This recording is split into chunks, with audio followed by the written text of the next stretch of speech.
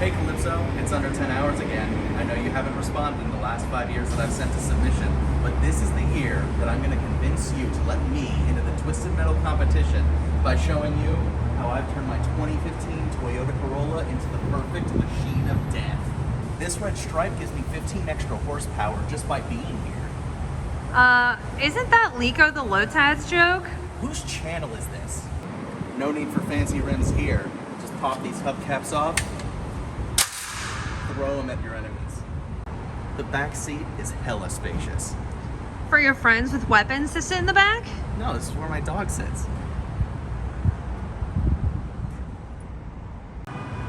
These tires are unpoppable. Ain't no nail gonna affect these babies.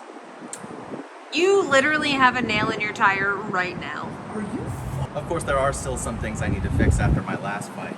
Like this cracked passenger mirror, broken from a stray shot. I thought a neighborhood kid pranked you by doing that. You're not here to ask questions. Alright, Calypso, now that you've seen the goods, I think it's safe to say I'll be seeing you in the next tournament. So, what are you gonna wish for when you win the tournament? Probably a new car. This one's kind of a piece of crap. Wait, are you still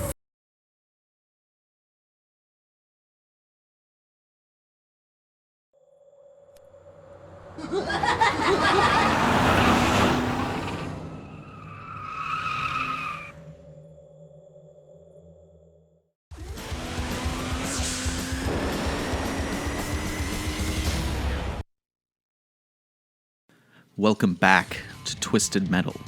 After the surprise smash success of Twisted Metal 1, Sony naturally greenlit a sequel.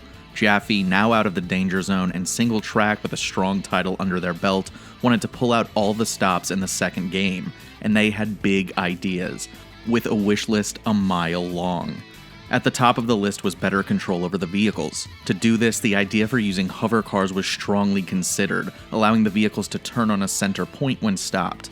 While the new direction never made it past the drawing board, pieces of the concept are still represented in the final release. In Twisted Metal 2, the cars, while still sporting four wheels for the most part, can rotate on a center axis when not moving, allowing you to change directions more easily than before. It's a massive quality of life improvement in my opinion.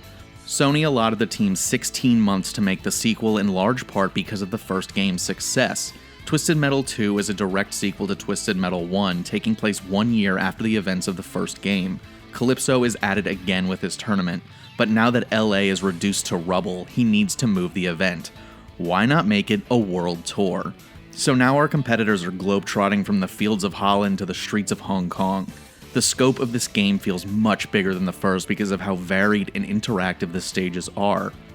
Each location features destructible elements, and according to Scott Campbell, the co-director of the game, the idea to make more interactive elements came after they made the Eiffel Tower in the Paris level explode. Once they showed it coming down to a member of the French press, he was angry and offended. So instead of dialing it back, the team looked at more ways to push the envelope. So now almost every level has hidden pathways covered by destroyable objects on the map. When the Eiffel Tower comes down, the fragments of the tower connect to rooftops and add new areas to explore above the streets. The windmills in Holland all collapse under enough firepower.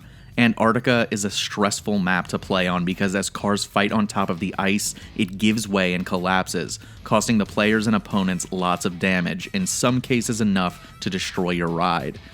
The gameplay also feels very refined and streamlined compared to the first.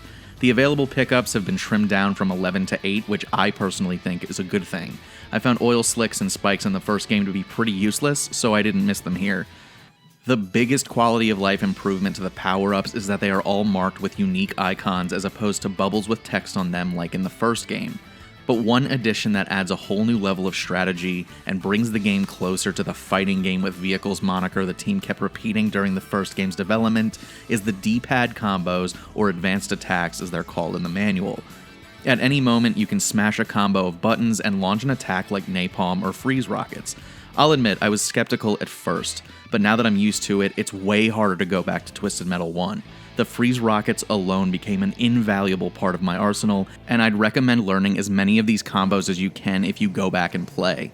especially because the AI is smart enough to use them on you, especially Mr. Slam with his wombo combo of freezing you and then curb stomping you with his special move. The AI in this game feels like it holds grudges. You hit someone once and you're dead to them, something they'll hunt you down to make sure you're aware of. Once again, there are 12 vehicles to choose from, featuring some familiar faces as well as some new blood due to a few drivers from the first game meeting their demise.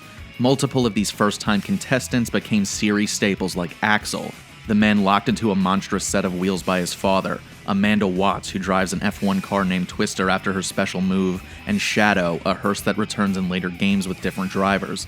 By default, there is one important driver missing from the list, Sweet Tooth. As one of my favorite drivers to play as, he's the series mascot after all. I was really disappointed he's not in the initial list or even permanently unlockable. Instead, you need to enter the code up L1 triangle right on the character select screen to add him to the list temporarily. And if you do select him, you can't continue because there are no passwords associated with the character.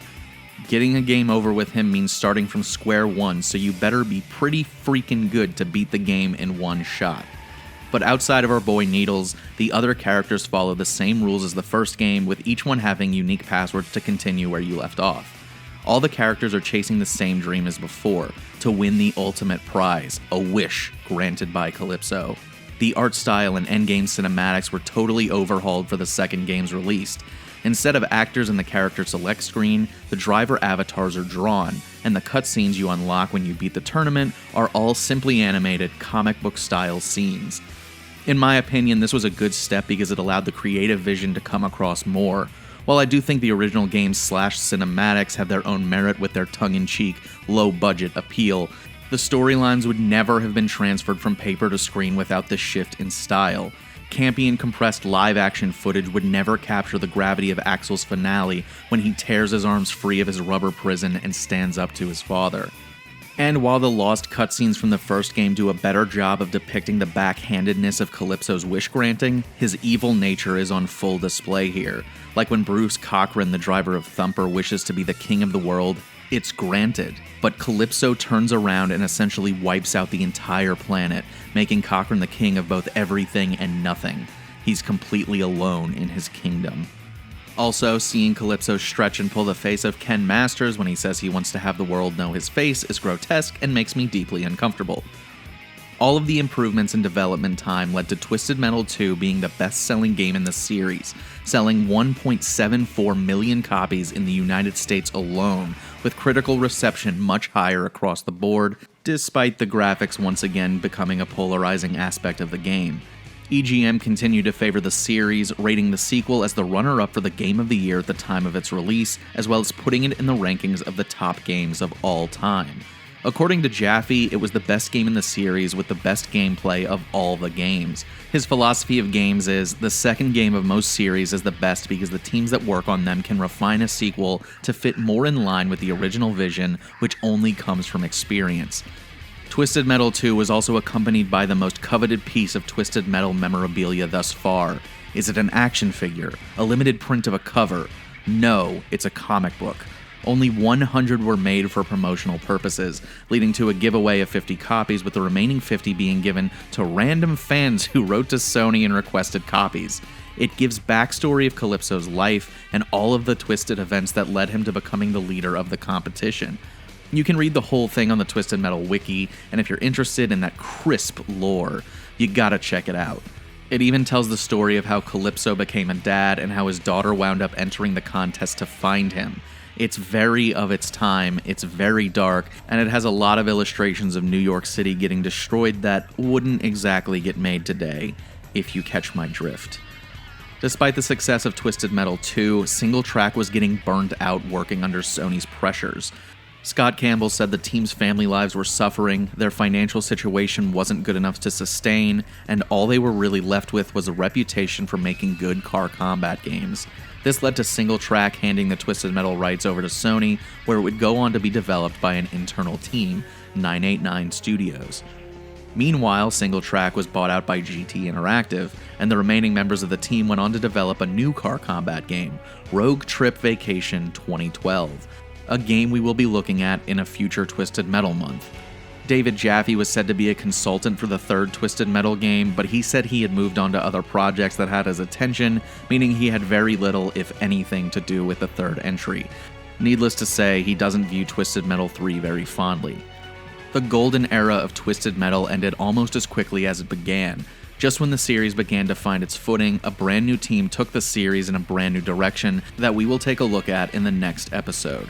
While the third and fourth entries, both developed by 989 Studios, have their fans, the difference between the first two games and the second two games is drastic, so I hope you enjoyed it while it lasted. It's all downhill from here, depending on who you ask. Thank you for checking back in the second week of Twisted Metal Month. I really appreciate you watching this far, and I hope you enjoyed it. What is your favorite Twisted Metal character or vehicle, and why is it my Toyota Corolla? If you like the video, consider leaving a like, and if you want to come back for the rest of Twisted Metal Month, subscribe and turn on notifications to make sure you're notified the moment I post the next episode. I'd like to thank all my higher tier patrons for their support: Just Jessica, Okayla, 8-Bit Jesus, Andrew Elmore, and Andrew Lang. Thanks for watching, and I'll see you next week.